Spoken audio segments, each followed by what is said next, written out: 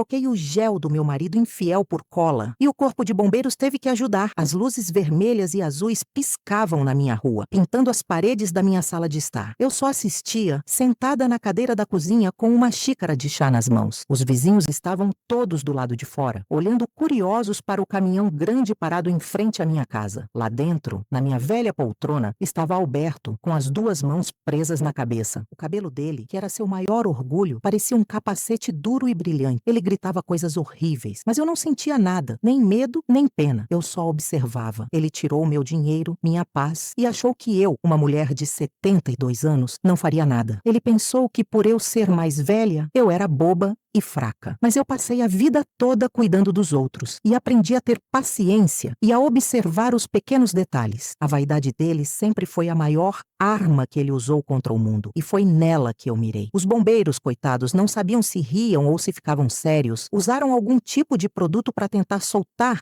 as mãos dele, mas o estrago já estava feito. Tiveram que cortar mechas do cabelo dele com uma tesoura. Cada pedaço que caía no chão era uma pequena vitória para mim. Quando finalmente o levaram, todo desajeitado e com a cabeça cheia de falhas, eu lavei minha xícara. Pela primeira vez em anos, a casa ficou em silêncio e eu senti paz. Naquela noite, encontrei os documentos que ele escondia. Ele tinha tirado tudo de mim, mas eu achei a prova que precisava. A guerra do cabelo tinha acabado. A do dinheiro começaria. Começou. Antes de continuar a contar como a justiça finalmente foi feita, se inscrevam no canal para não perderem nenhum detalhe dessa história. A Vingança tem muitos capítulos e este é apenas o primeiro. Ativem as notificações para não perderem o próximo episódio. No dia seguinte, o sol entrou pela janela da cozinha e bateu na xícara vazia que eu tinha deixado na pia. O silêncio na casa era diferente. Não era o silêncio da solidão que eu conhecia tão bem, mas um silêncio de espaço vazio, um lugar limpo para eu começar a pensar. Eu peguei a pasta de documentos que encontrei na gaveta falsa do armário dele. Sentei à mesa e olhei um por um. Eu não entendo muito de papéis, mas eu sei ler números. E os números diziam que meu dinheiro,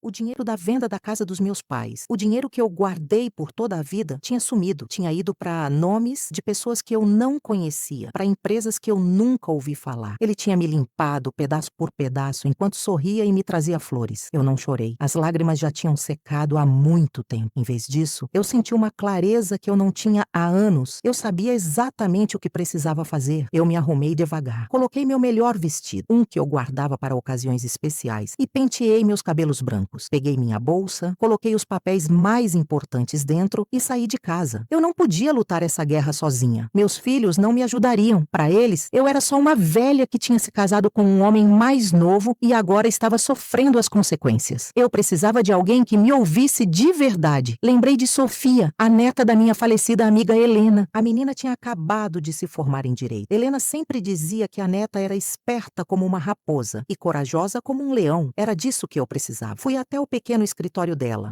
num prédio antigo no centro da cidade. Ela me recebeu com um sorriso surpreso, mas me ouviu com uma seriedade que me deu confiança. Eu contei tudo, desde o começo. Não escondi nada, nem mesmo a parte da cola no cabelo. Ela não riu. Apenas balançou a cabeça e olhou os papéis que eu coloquei sobre a mesa dela. Sofia passou quase uma hora olhando cada folha. Seus olhos jovens viam coisas que os meus não conseguiam. Ela me explicou, com palavras simples, o tamanho do roubo. Alberto não só tinha pego meu dinheiro, como também tinha feito dívidas no meu nome. Ele tinha criado um castelo de mentiras usando a minha vida como base. Nós podemos lutar contra isso, dona Armênia, ela disse com a voz firme. Vai ser difícil e demorado, mas a senhora tem as provas aqui. Pela primeira vez eu senti uma ponta de esperança. Não era mais só eu contra ele, agora éramos nós. Sofia me disse que o primeiro passo era mandar um aviso oficial para ele, um papel de advogado dizendo que sabíamos de tudo e que queríamos nosso dinheiro de volta. Era um jeito de mostrar que a brincadeira tinha acabado. Eu concordei na hora. Eu queria que ele soubesse que a mulher boba e fraca que ele pensava que eu era tinha acordado. 2 dias depois, Alberto me ligou. A voz dele no telefone não era a do homem charmoso que me enganou. Era uma voz feia, cheia de raiva. Ele gritou, me chamou de louca, disse que eu ia me arrepender, disse que eu não era ninguém sem ele e que eu ia perder tudo. Eu ouvi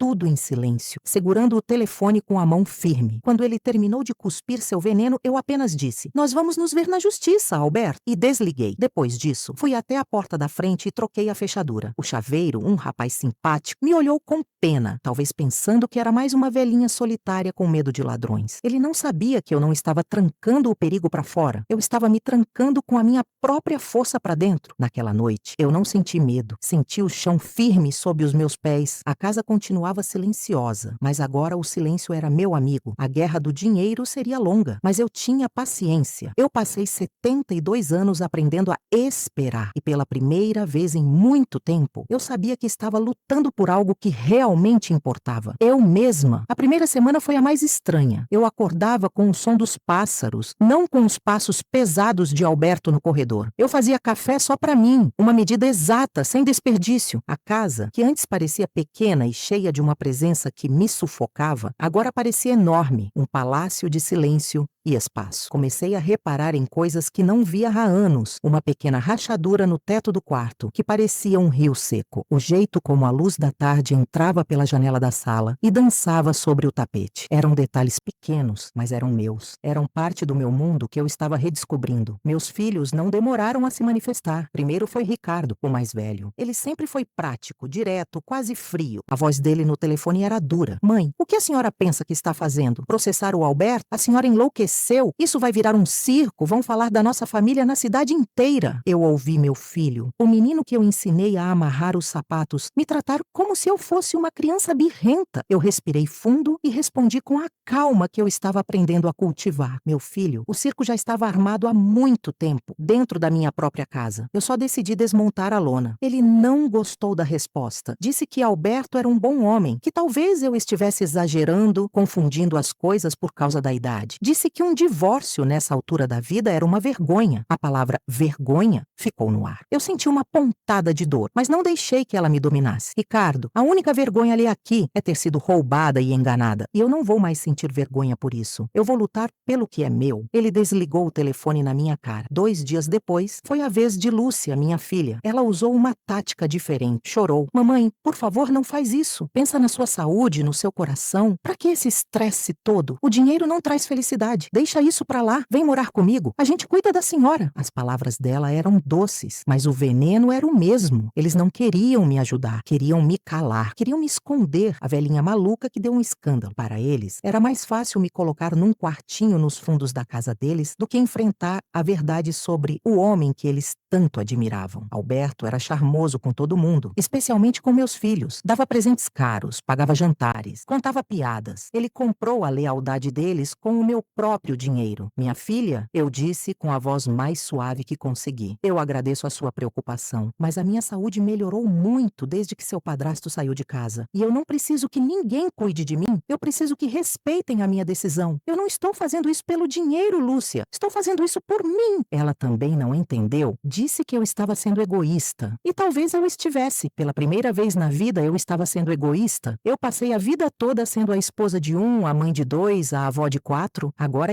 eu estava sendo apenas Armênia. E era uma sensação nova e assustadora. Mas também era boa. Sofia me ligava quase todo dia. Ela tinha uma energia que me contagiava. "Dona Armênia, encontrei mais uma coisa", ela dizia, animada. Descobrimos que Alberto tinha aberto uma empresa de fachada, uma construtora que nunca construiu um único muro. O endereço era uma caixa postal, e era para essa empresa que a maior parte do meu dinheiro tinha ido. Ele transferia o dinheiro da nossa conta conjunta para a conta da empresa, como se estivesse pagando por serviços que nunca existiram. Ele foi esperto, o desgraçado, Sofia me disse, numa tarde em que fui ao escritório dela. Ele criou um caminho de papel para o dinheiro sumir. "Mas papel deixa rastro, Dona Armênia. E nós vamos seguir esse rastro até o fim." A estratégia de Sofia era clara. Primeiro, pedir o bloqueio de todos os bens de Alberto. Contas bancárias, carros, qualquer coisa que estivesse no nome dele. O juiz precisava ver que havia um risco real de ele sumir com o resto do dinheiro. Segundo, provar que a empresa era falsa e que os saques eram uma fraude. Terceiro, e o mais difícil, era encontrar o dinheiro que já tinha sumido. Enquanto Sofia cuidava dos papéis, eu tinha outra tarefa. Ela me pediu para fazer uma lista de tudo que eu me lembrava. Datas de transferências estranhas, conversas em que ele mencionou grandes despesas, viagens que ele fez sozinho dizendo que eram a trabalho. Então, eu passei meus dias sentada à mesa da cozinha com um caderno e uma caneta. A minha memória, que Alberto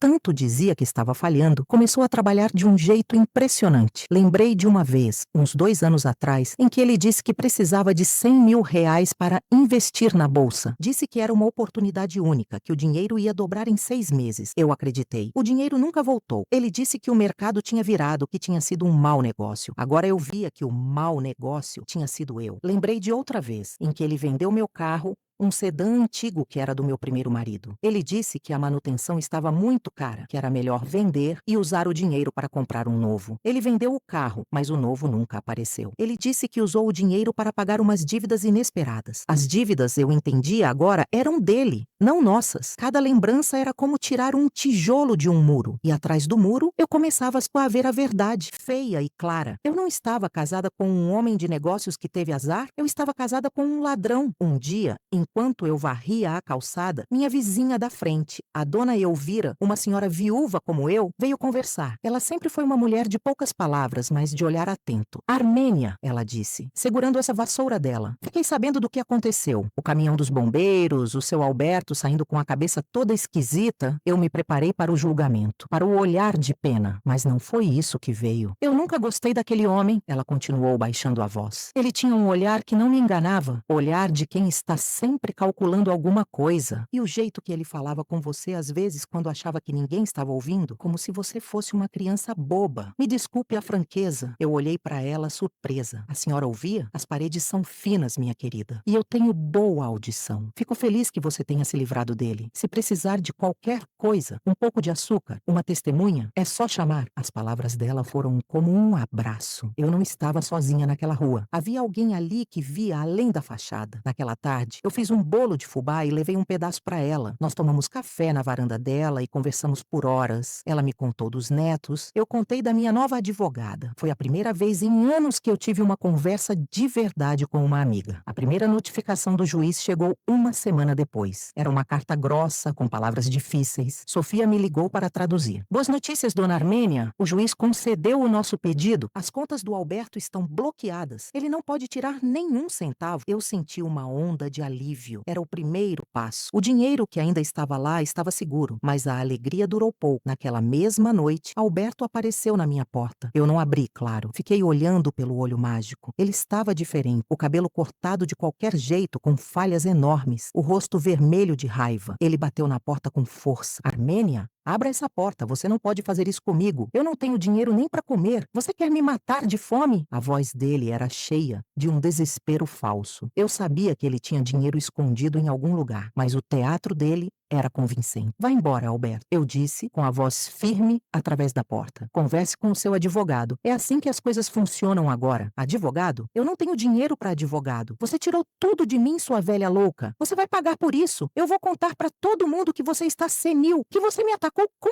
cola. Vão te internar num hospício. As ameaças dele não me assustaram mais. Eram só palavras vazias de um homem que tinha perdido o controle. Eu me afastei da porta e fui para a cozinha preparar meu jantar. Ele ficou gritando e batendo na porta por quase meia hora. Alguns vizinhos saíram para ver. Eu não me importei. Deixei que vissem o show. Deixei que vissem o homem respeitável se comportar como um animal. Eventualmente ele cansou e foi embora. Na manhã seguinte, Sofia me ligou. Dona Armênia, o advogado dele entrou em contato. Ele quer um acordo. Um acordo? Eu perguntei. Sim, ele está oferecendo devolver uma parte do dinheiro se a senhora retirar o processo. Ele diz que foi um empréstimo, que ele sempre teve a intenção de devolver. Eu quase ri. Empréstimo? Ele chama roubo de empréstimo agora? Sofia, eu não quero uma parte. Eu quero tudo, cada centavo. E eu quero que ele pague pelo que fez. Eu imaginei que a senhora diria isso. Sofia respondeu. E eu podia sentir o sorriso na voz dela. Eu já disse a ele que a nossa resposta é não. Agora eles sabem que estamos falando sério. O próximo passo é a audiência de conciliação. Nós vamos nos encontrar com ele e com o juiz. A ideia de ver Alberto cara a cara de novo me deu um frio na barriga, mas era um frio diferente, não era de medo, era de antecipação, como a calma antes de uma tempestade. Eu continuei meu trabalho de detetive particular da minha própria vida. Um dia, arrumando umas caixas velhas na garagem, encontrei uma agenda antiga de Alberto do ano anterior. Eu folheei sem muita esperança. A maioria das páginas estava em branco, mas no final havia algumas anotações, nomes, números de telefone e um endereço. Liguei para Sofia na mesma hora. Sofia, eu acho que encontrei a amante dele. Passei o endereço e o nome para ela. A reação dela foi imediata. Dona Armênia, a senhora é incrível. Isso pode ser a chave de tudo. Se ele comprou um imóvel para essa mulher com o seu dinheiro, isso é prova de desvio de bens. É mais do que fraude. É um crime claro. Sofia contratou um investigador particular na cidade de Praia. Era caro, mas ela disse que era um investimento que valeria a pena. Em 2 dias, o investigador nos mandou um relatório. A tal Vanessa morava num apartamento de luxo de frente para o mar. O apartamento estava no nome dela. E a data da compra? Exatamente uma semana depois que Alberto vendeu um terreno que era herança dos meus pais. O valor da venda do terreno era quase idêntico ao valor do apartamento. A peça final do quebra-cabeça tinha se encaixado. Ele não apenas me roubou, ele usou o dinheiro que minha mãe e meu pai trabalharam a vida toda para juntar, para dar uma vida de rainha para outra mulher. A dor que eu senti foi profunda, uma dor antiga, como se a memória dos meus pais tivesse sido suja. Mas a dor rapidamente se transformou em outra coisa, uma fúria fria e determinada. Agora, a luta não era só por mim, era por eles também. A audiência de conciliação foi marcada para 1 mês depois. Nesse tempo, eu me fortaleci, comecei a fazer caminhadas no parque perto de casa todas as manhãs. O ar fresco limpava minha cabeça. Retomei o contato com primas e amigas antigas, que eu tinha me afastado por causa do ciúme de Alberto. Ele não gostava que eu tivesse uma vida própria. Ele me queria isolada, dependente dele. Uma tarde, Lúcia apareceu na minha casa sem avisar. Ela trazia uma travessa com lasanha. O cheiro era bom, mas eu sabia que não era só um almoço. Mãe, eu vim em paz, ela disse, sentando-se à minha mesa. Eu e o Ricardo estamos muito preocupados. O Alberto nos ligou, ele está desesperado. Disse que a senhora está tentando destruir a vida dele. Ele destruiu a minha primeiro, Lúcia. Eu respondi, cortando um pedaço da lasanha para mim. Eu não ia deixar que a conversa dela estragasse meu apetite. Mas ele é um homem bom, no fundo. Ele cometeu um erro, ela começou. Eu a interrompi. Um erro? Lúcia, ele roubou o dinheiro dos seus avós para comprar um apartamento de luxo para a amante. Isso não é um erro, é um plano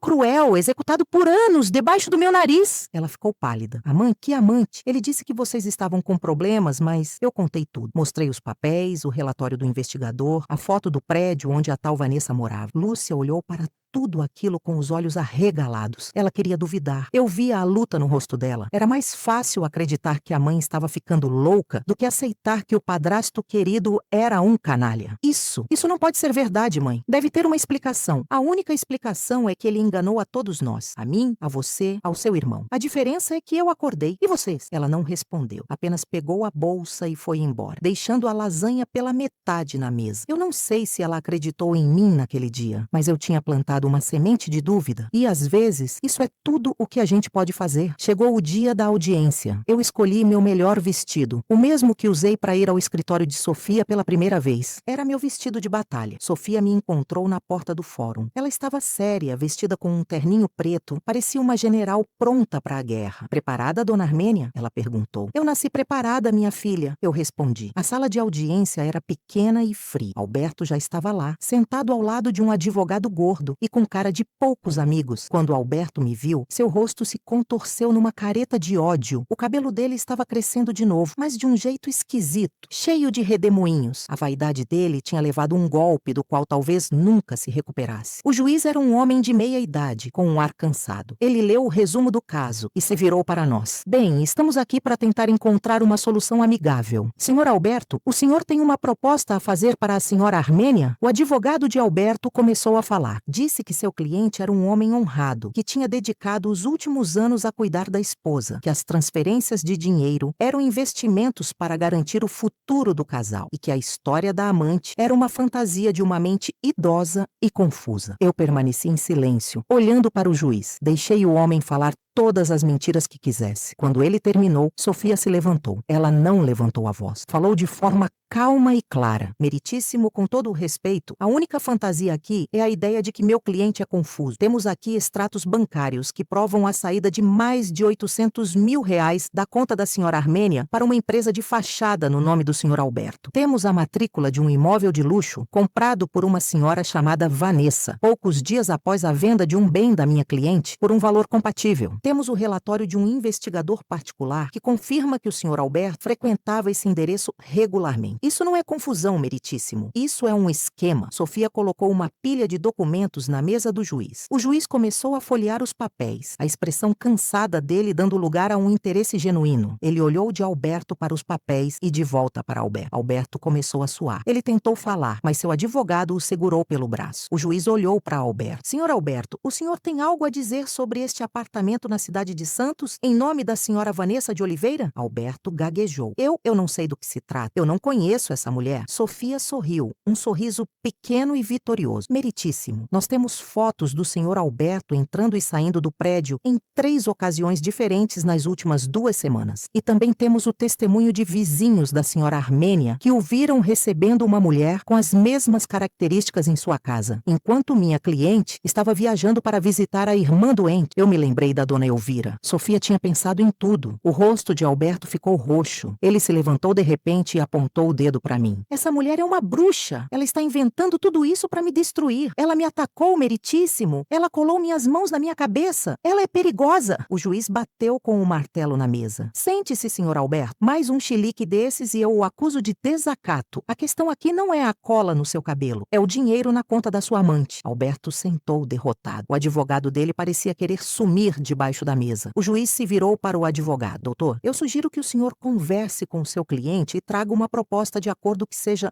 no mínimo, decente. Caso contrário, eu não apenas darei ganho de causa à senhora Armênia no cível, como também enviarei este caso para o Ministério Público investigar uma possível queixa de estelionato. Vocês têm 15 minutos. Ele se levantou e saiu da sala. Os 15 minutos seguintes foram os mais longos da minha vida. Eu e Sofia ficamos em silêncio de um lado da mesa. Do outro, Alberto e o advogado cochichavam e discutiam. Eu podia ver o desespero nos olhos de Alberto. O castelo de mentiras dele tinha desmoronado, tijolo por tijolo. Quando o juiz voltou, o advogado de Alberto se levantou, parecendo 10 anos mais velho. Meritíssimo, meu cliente está disposto a devolver a quantia de 850 mil reais à senhora Armênia e a concordar com o divórcio imediato, abrindo mão de qualquer bem que esteja na casa ou no nome dela. Sofia olhou para mim. Eu fiz um leve aceno com a cabeça. Era tudo. Era a vitória. O juiz oficializou o acordo. Quando saímos da sala, eu respirei o ar do corredor do fórum como se fosse o ar mais puro do mundo. Alberto passou por mim sem me olhar nos olhos. Ele parecia um homem quebrado. Eu não senti alegria com a derrota dele. Eu não senti nada. Ele era apenas um estranho, uma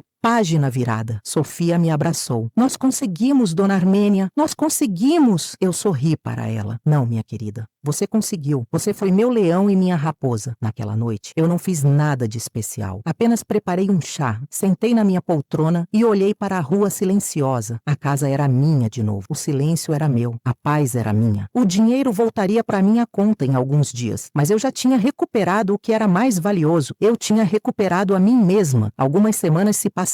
O dinheiro, como prometido, apareceu na minha conta. A primeira coisa que fiz foi pagar Sofia. Paguei o que ela pediu e mais um bônus generoso. Ela tentou recusar, mas eu insisti. Você não me devolveu só dinheiro, Sofia. Você me devolveu a dignidade. E isso não tem preço. Depois, eu comecei a arrumar a casa. Não uma faxina normal, mas uma limpeza de alma. Joguei fora tudo que era de Alberto. Roupas, sapatos, livros, o gel de cabelo barato que ele usava e que eu nunca mais queria ver na vida. Cada saco de lixo que eu colocava na calçada era um pedaço do passado que ia embora. Pintei as paredes da sala de um amarelo claro, a cor do sol da manhã. Troquei a poltrona velha e manchada, onde ele costumava sentar, por uma nova, florida e confortável. A casa começou a ter a minha cara de novo. novo. Meus filhos reagiram de maneiras diferentes. Ricardo me ligou, a voz dele sem a dureza de antes. Mãe, eu soube do acordo. Fico feliz que a senhora tenha resolvido as coisas. Não foi um pedido de desculpas, mas foi o mais perto que ele conseguiria chegar. Eu aceitei. Lúcia veio me visitar. Ela me abraçou forte e chorou. Me perdoa, mãe. Me perdoa por não ter acreditado na senhora. Eu a perdoei. Ela era minha filha e eu a amava. Ela tinha sido enganada como eu, só que de um jeito diferente. A vida começou a entrar num ritmo novo e tranquilo. Eu entrei para um grupo de jardinagem no bairro. Descobri que tinha um bom dedo para a rosa. Meu jardim, que Alberto nunca deixou eu mexer porque fazia sujeira, floresceu com cores que eu nem sabia que existiam. Um dia, recebi uma carta. Era de uma mulher chamada Vanessa. A caligrafia era bonita, cuidadosa. Na carta, ela pedia desculpas. Dizia que Alberto a tinha enganado também. Ele disse a ela que era viúvo. Um empresário rico que estava procurando um novo amor. Ela se apaixonou pela história, pelo charme, pelo dinheiro. Ela só descobriu a verdade quando os bens dele foram bloqueados e ele apareceu na porta dela,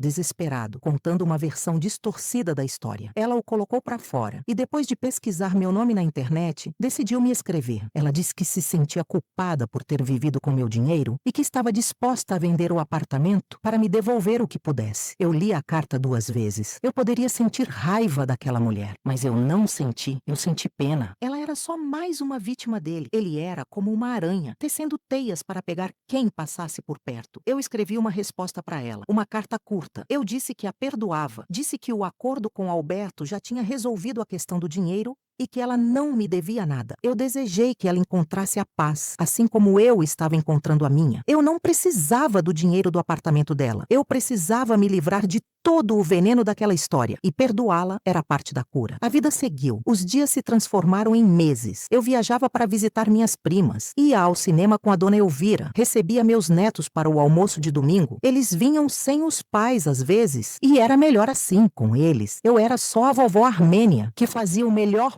bolo de chocolate do mundo e contava histórias de quando era menina. Numa tarde de primavera, eu estava no meu jardim, cuidando das minhas rosas. O sol estava quente nas minhas costas. O cheiro de terra molhada enchia o ar. Eu me sentia completamente em paz. Eu olhei para minha casa, pintada de novo, cheia de luz. Olhei para as minhas mãos, sujas de terra, mãos que tinham trabalhado, cuidado e também lutado. Eu pensei em Alberto com seu cabelo de capacete de cola e seu castelo de mentiras desmoronado. A vingança que eu planejei na cozinha com uma xícara de chá nas mãos tinha sido o começo de tudo, mas a verdadeira vitória não foi ver ele se dar mal. A verdadeira vitória era aquilo, aquele momento, o sol, as flores, o silêncio bom, a sensação de estar em casa. De verdade, pela primeira vez em muito tempo, eu, uma mulher de 73 anos agora, tinha derrubado um gigante e no lugar onde ele estava, eu tinha plantado um jardim. E o jardim floresceu, não só o de fora, com as rosas e os gerânios, mas o de dentro também. Eu me sentia como uma casa que ficou fechada por muito tempo e que, de repente, teve todas as janelas e portas abertas para o sol e o vento. O ar que entrava era novo, limpo. Eu passei a maior parte da minha vida sendo a esposa de alguém, a mãe de alguém, a avó de alguém. Agora, pela primeira vez, eu era apenas Armênia e eu estava gostando de conhecer essa mulher. Minha amizade com a dona Elvira, minha vizinha da Casa dos Fundos, se aprofundou. Antes, nossas conversas eram sobre o tempo, os preços no mercado. Agora, sentadas na minha varanda nova, com um bolo de fubá entre nós, falávamos sobre a vida. Ela era viúva há 10 anos e tinha uma serenidade que eu a admirava. Você está diferente, Armênia, ela me disse um dia, enquanto podava uma de suas samambaias. Seus olhos estão brilhando. Eu sorri. Acho que tirei um peso grande das costas, Elvira. Um peso que eu nem sabia que era tão pesado. Às vezes a gente se acostuma com o peso, ela respondeu, sem tirar os olhos da planta. A gente pensa que é parte da gente, até o dia em que a gente se livra dele e descobre que pode voar. Era exatamente isso. Eu me sentia mais leve. Comecei a fazer coisas que Alberto sempre criticava. Eu me inscrevi numa aula de dança de salão para a terceira idade. Ele sempre dizia que eu era desengonçada, que eu não tinha ritmo. Na primeira aula, eu pisei no pé do meu parceiro umas 5 vezes, mas na terceira, eu já estava pegando o jeito do forró. E eu ria com a barriga, uma coisa que eu não fazia há anos. Eu estava redescobrindo a alegria nas pequenas coisas. Enquanto planejava minha próxima jogada, me pergunto, vocês já se sentiram tão empolgados impotentes diante de uma injustiça? Compartilhem suas experiências nos comentários. Afinal, a vingança é um prato que se come frio. A calmaria, no entanto, é muitas vezes o que vem antes da onda. E a minha onda veio na forma de um telefonema. Era Ricardo. A voz dele no telefone estava estranha. Um misto de vergonha e desespero. Mãe, a senhora está ocupada? Posso passar aí para conversar? Meu coração de mãe deu um pulo. Aconteceu alguma coisa, meu filho? Com o Tiago? Com a Célia? Não, eles estão bem. É comigo. É sobre negócios. Eu sabia. No fundo, eu sempre soube que esse dia chegaria. Alberto não era só um ladrão de dinheiro, ele era um plantador de sementes ruins. E ele tinha plantado várias no campo do meu filho. Pode vir, eu disse, a voz mais firme do que eu me sentia por dentro. Ricardo chegou 1 hora depois. Ele não olhava nos meus olhos. Sentou-se na poltrona nova, florida, e parecia um passarinho assustado num ninho que não era seu. Célia, sua esposa, não veio, sinal de que a coisa era séria e ele não queria testemunhas. Ele enrolou por uns 10 minutos falando do trabalho, do trânsito, do time de futebol do Tiago. Eu deixei. Eu tinha aprendido a esperar. Finalmente, ele tomou coragem. Mãe, eu preciso de ajuda financeira. Eu apenas o observei sem dizer nada. Ele continuou, as palavras tropeçando umas nas outras. Lembra daqueles investimentos que o Alberto me indicou? Aquela empresa de tecnologia, os terrenos no interior, parecia tudo tão certo. Ele mostrava planilhas, gráficos. Eu achei que ia garantir o futuro do Tiago. E o que aconteceu? Perguntei, embora já soubesse a resposta. Era tudo mentira, mãe. A empresa não existe. Os terrenos são em área de proteção ambiental, não valem nada. Eu perdi tudo. Peguei um empréstimo grande no banco, usei o dinheiro que a senhora me deu de presente de casamento, o dinheiro da poupança do Tiago. Eu perdi tudo. As lágrimas escorriam pelo rosto dele. Um homem de 45 anos, chorando como um menino. Uma parte de mim queria abraçá-lo, dizer que tudo ia ficar bem, que a mamãe ia resolver, mas a outra parte, a Armênia que tinha acordado, sabia que fazer isso seria um erro. Seria colocar um curativo numa ferida que precisava ser limpa. Quanto você perdeu, Ricardo? Minha voz era calma, quase fria. Ele disse o valor. Era muito dinheiro. O suficiente para me deixar numa situação difícil de novo, se eu decidisse cobrir o rombo. E o que você quer que eu faça? Perguntei. Mãe, eu sei que a senhora recuperou o dinheiro. Se a senhora pudesse me emprestar uma parte, só para eu pagar o banco para não perder o apartamento. Eu juro que eu te pago, mãe. Eu trabalho em dobro, em triplo. Eu respirei fundo. Olhei para as minhas mãos que estavam sobre o meu colo. Mãos de quem já tinha amassado muito pão, trocado muita fralda, segurado muita febre. Mãos que tinham aprendido a ser firmes. Não, Ricardo. Eu disse. Ele me olhou, chocado. A boca dele se abriu e fechou sem som. Ele não esperava por aquilo. O Ricardo estava acostumado com a mãe que sempre cedia, que sempre resolvia. Mãe, por favor, eu não vou te dar o dinheiro, repeti. E dessa vez olhei bem nos olhos dele. Esse dinheiro que eu recuperei, Ricardo, não é só dinheiro. É a minha segurança, é a minha paz, é a prova de que eu não sou mais boba. Durante anos eu te avisei sobre o Alberto. Eu te disse que ele não era quem parecia ser. Eu te pedi para ter cuidado. Eu sei, mãe, eu errei. Não, você não só errou, você escolheu acreditar nele, no charme dele, nas promessas de dinheiro fácil, em vez de acreditar na sua própria mãe. Você me viu sofrendo, me viu emagrecendo, me viu perdendo a minha alegria de viver, e você não fez nada. Você ficou do lado dele. Você achou que eu estava ficando velha, caduca. Agora o castelo de cartas dele caiu e um dos pedaços caiu em cima de você. E você quer que eu tire esse pedaço para você? O silêncio na sala era pesado. Eu podia ouvir o tic-tac do relógio na parede, um som que eu não notava há anos. Eu sou seu filho, ele disse,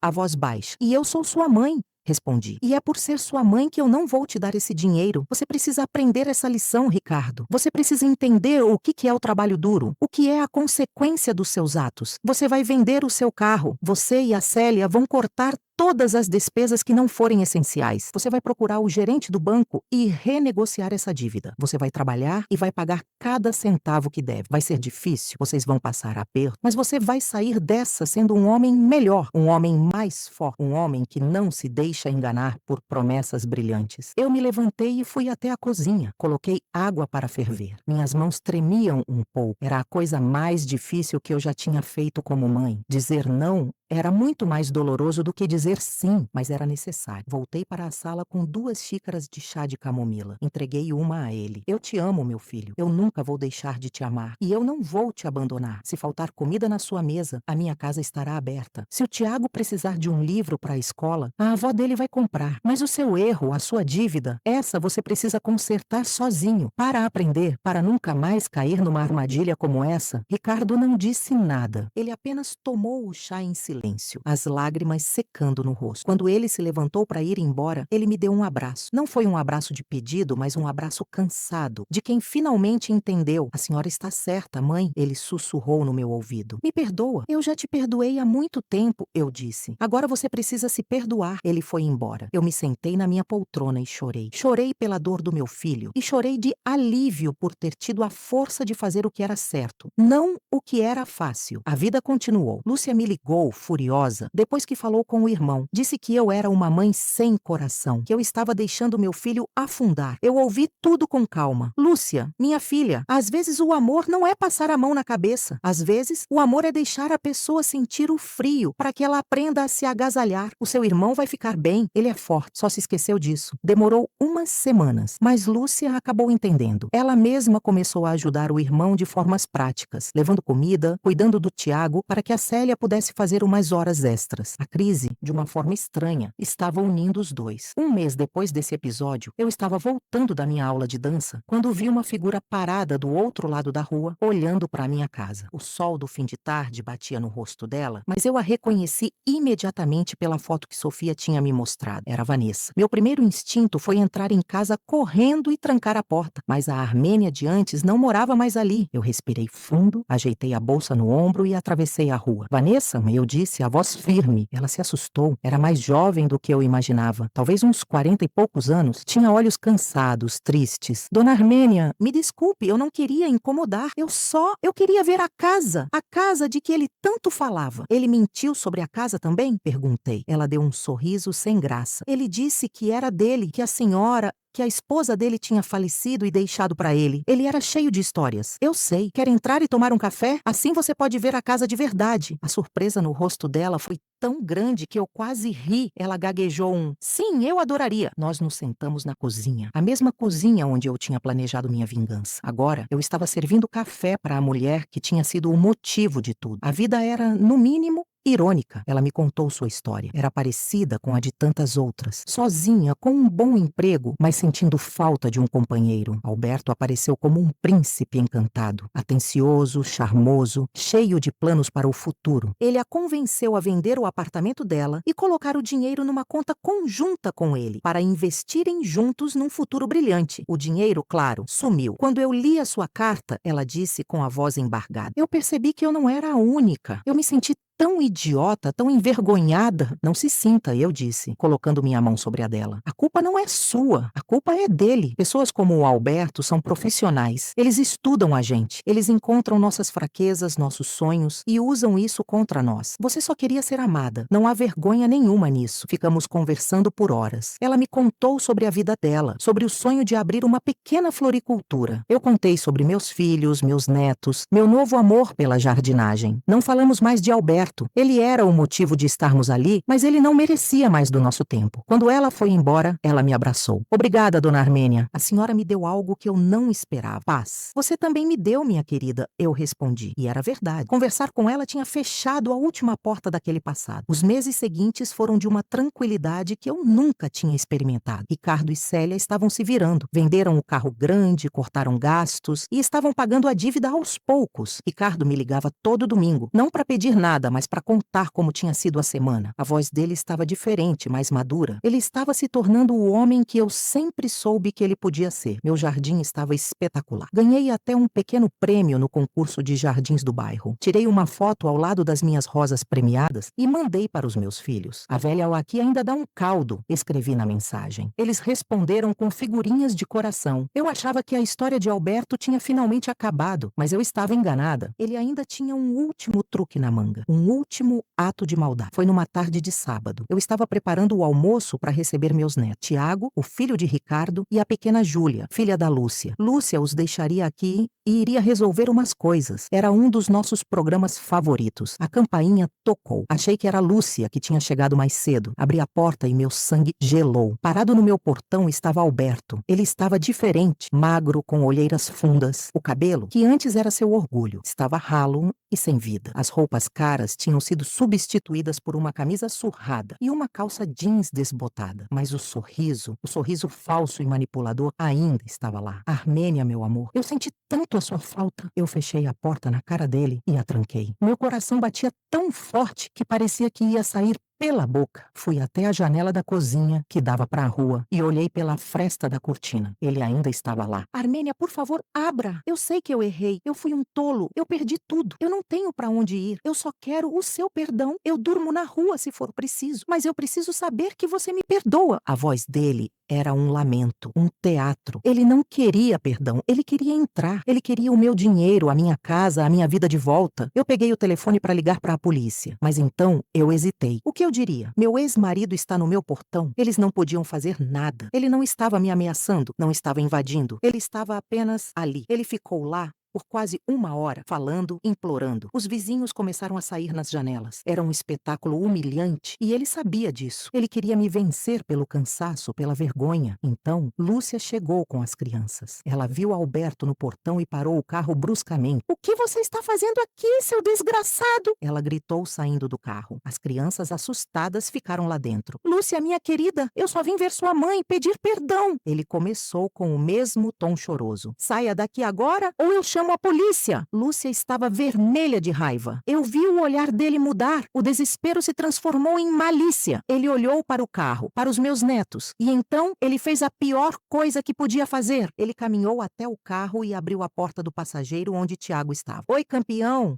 Lembra do vovô Alberto?" Tiago, que tinha 8 anos, olhou para ele confuso. "Você não é meu avô?" "Claro que sou. Sua avó está um pouco zangada comigo, mas nós nos amamos muito. Por que você não pede para ela me deixar entrar, hein? Diz para ela que o vovô Alberto quer dar um abraço nela." Aquilo foi a gota d'água. Ver aquele homem usando meu neto, a coisa mais pura da minha vida, para me atingir. Um fogo subiu dentro de mim. Um fogo que eu não sabia que existia. Eu abri a porta de casa e marchei até o portão. Abri o portão com um estrondo. Lúcia e Alberto me olharam surpresos. Eu não olhei para ele. Olhei para o meu neto. "Tiago, meu amor, vem com a vovó, entra em casa." Tiago saiu do carro e correu para mim. Eu o abracei forte e o empurrei gentilmente na direção da porta. "Vai lá para dentro com a Juju. A vovó já vai." Quando as crianças estavam seguras, eu me virei para Alberto. Eu cheguei tão perto dele que podia sentir o cheiro azedo de suor e desespero. Eu não gritei. Eu falei baixo, cada palavra como uma pedra de gelo. "Você nunca mais vai chegar perto dos meus netos. Você nunca mais vai pisar nesta rua. Você nunca mais vai dirigir a palavra a mim ou aos meus filhos. Você está me entendendo?" O sorriso dele vacilou. "Armênia, eu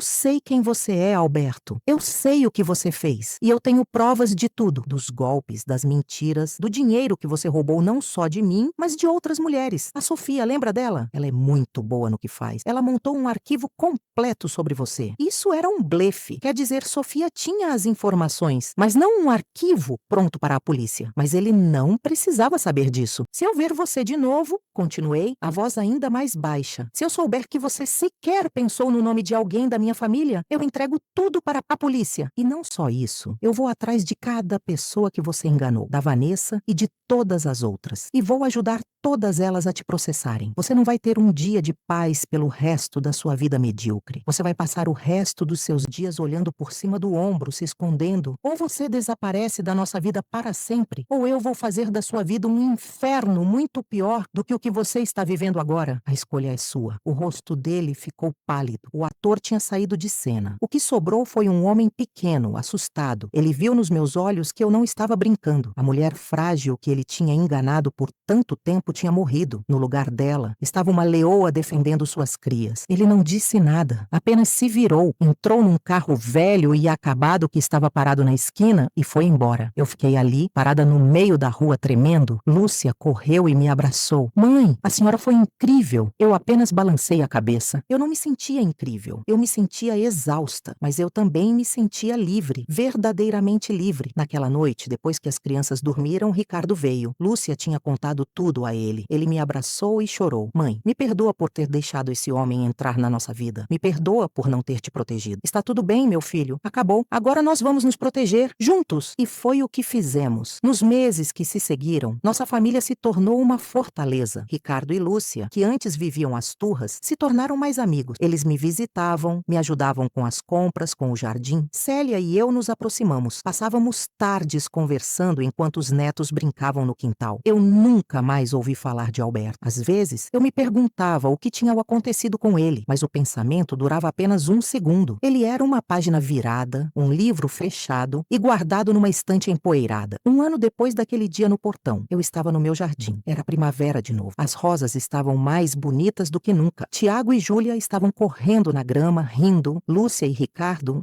estavam na varanda conversando e tomando um suco. O cheiro do meu bolo de chocolate saía pela janela da cozinha. Eu olhei para aquela cena. Minha casa cheia de vida, minha família unida, minhas flores coloridas. Eu tinha 74 anos. Eu tinha passado por um furacão que quase destruiu tudo. Mas eu sobrevivi. E não apenas sobrevivi, eu floresci. A vingança do pote de gel com cola tinha sido apenas o começo. Tinha sido o ato de quebrar a gaiola. Mas a verdadeira liberdade não foi ver Alberto derrotado. A verdadeira vitória foi tudo o que eu construí depois. Foi aprender a dizer não. Foi perdoar quem merecia e colocar um ponto final em quem não merecia. Foi descobrir a força que eu tinha dentro de mim. Dona Elvira apareceu no portãozinho que dividia nossos quintais. Que cheiro bom de bolo, Armênia! Ela disse sorrindo. Entra, mulher. Fiz café fresco. Tem bolo para todo mundo. Ela entrou e se juntou à família. Eu me sentei na minha cadeira de balanço com uma xícara de café nas mãos e apenas observei o som das risadas dos meus netos, a conversa animada dos meus filhos, o sol da tarde no meu rosto. Eu, Armênia, uma mulher de 74 anos, tinha enfrentado o monstro e vencido. E no lugar que ele deixou, um lugar de dor e mentiras, eu tinha construído um lar, um jardim. E ele estava, finalmente, em plena floração. Espero que tenham sentido a minha paz ao final dessa primeira etapa. Me contem o que acharam da minha vingança. Se gostaram, deixem um like e se inscrevam para acompanhar o desenrolar da minha luta pela justiça. Tem muito mais por vir.